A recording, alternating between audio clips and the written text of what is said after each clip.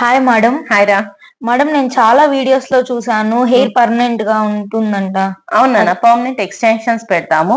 Original hair ని extensions అంటే మీకు ఎంత లెంత్ కావాలో ఆ లెంత్ నుంచి మేము హెయిర్ అనేది ఎక్స్టెండ్ చేస్తాం. అలా కాదు మేడం, నా హెయిర్ పర్మనెంట్ చేస్తారా? పర్మనెంట్ హెయిరే కదా, ఇది బాగుంది. పర్మనెంట్ హెయిరే, బట్ చాలా ఊడిపోతుంది మేడం. అప్పుడు హెయిర్ ఫాల్ ట్రీట్మెంట్ తీసుకోండి, లేజర్ ట్రీట్మెంట్ తీసుకోండి. నాకు అలా ట్రీట్మెంట్స్ ఏమొద్దు మేడం, నా హెయిర్ ని పర్మనెంట్ చేయాలంటే. మీ హెయిర్ ని అంటే మీ హెయిర్ ని మళ్ళీ అక్కడే సెట్ చేయమంటున్నారు. అలానే కాదు మేడం, కానీ అది ఎక్కువ రాలిపోతుంది నాకు. అలా కాకుండా నా హెయిర్ ని పర్మనెంట్ చేయాలి.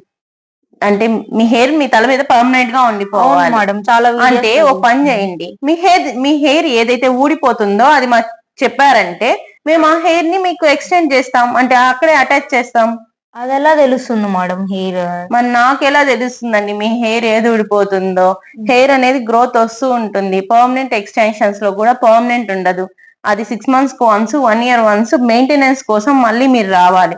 ఒకవేళ పర్మనెంట్ ఎక్స్టెన్షన్స్ చేసుకున్నా కూడా ఏ సర్వీస్ అయినా బ్యూటీ పార్లర్ లో చేసే సర్వీసెస్ పర్మనెంట్ కాదు, సెమీ పర్మనెంట్. వాటికంటూ ఒక మెయింటెనెన్స్ అనేది ఉంటుంది. దానికోసం మీరు రిపీటెడ్ గా పార్లర్ ని కానీ లేదా క్లినిక్ ని కానీ అటెండ్ అవుతూ ఉండాలి. Okay madam.